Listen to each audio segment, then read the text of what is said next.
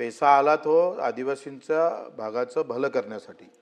परंतु आता काय झालं साहेब, का पैसामुळं आपण इतर भरू शकत नाही आणि आदिवासी क्षेत्रामध्ये ती गुणवत्ताधारक विद्यार्थी भेटू शकत नाही. हा मुळात प्रश्न आहे आणि त्याच्यामुळं हा सगळा शिक्षणाचा पासून हा वर्ग पूर्ण दूर गेलेला आहे. मी जेव्हा मेळघाटमध्ये, धारणी, चिखलदऱ्यामध्ये पायी फिरलो सभापती महोदय, तेव्हा एक शिक्षकी शाळा आहे. एक शिक्षकी शाळेमध्ये काय होतंय का एका शिक्षकाला 4 वर्ग शिकवावं लागतं आणि मग बाकीचे 3 वर्गातले पोरं बाहेर उभे करावं लागतं. कारण एकखट्टे शिकवलं तर कोणतं घ्यावं त्यानं हे पण समजत नाही. पहिले निर्णय घेतला पाहिजे का हा 2 शिक्षकी करणं फार महत्त्वाचं आहे. काही असो, 1 असो 2 असो, शिक्षणापासून वंचित राहिला नाही पाहिजे. हा सावित्रीबाई फुलेंचा महाराष्ट्र आहे.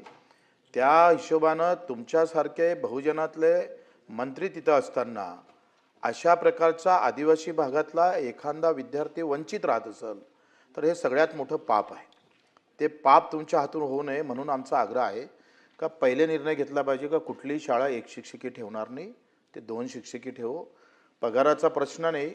एकही माणूस पोरगा शिक्षणापासून वंचित राहिला तर त्या घराचं, परिवाराचं वाटोळं झाल्याशिवाय राहणार नाही, हे लक्षात घ्यावं.